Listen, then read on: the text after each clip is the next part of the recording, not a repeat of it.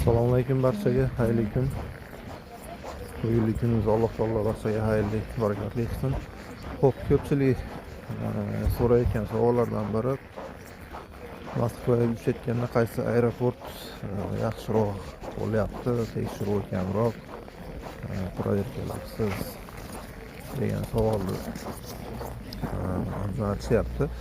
Hozirgi kunda O'sh Moskva yo'nalishi bo'yicha eng yaxshisi Unuqa. Endi hammasi bir xildaylar bo'lib qoldi-yu, lekin bunaqasi yaxshiroq baribir. Zhukovskiy Domodedovolarga qaraganda Aeroflot Sheremetyevo уже uchmay qo'ydi O'shga. Reyslarni to'xtatgan yanvar oyidan boshlab. Eng yaxshisi Unuqa bo'lib turibdi. Zhukovskiy ham yaxshiroq o'tkazyapti, lekin Zhukovskiyda 5 soat 10 soatlar aeroportda qolib ketasizlar, shu tomoni bor.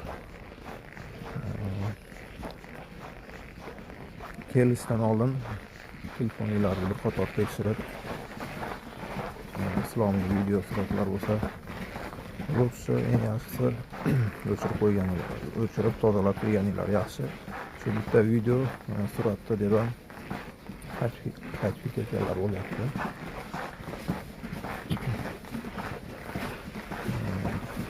Aviabiletlarni oladigan bo'lsanglar, ertaroq O'sh Unuqa olib qo'yganinglar yaxshi. Hozir O'shdan aviabiletlar narxi ko'tarilgan. 20 ming, 25 ming so'm bo'lyapti.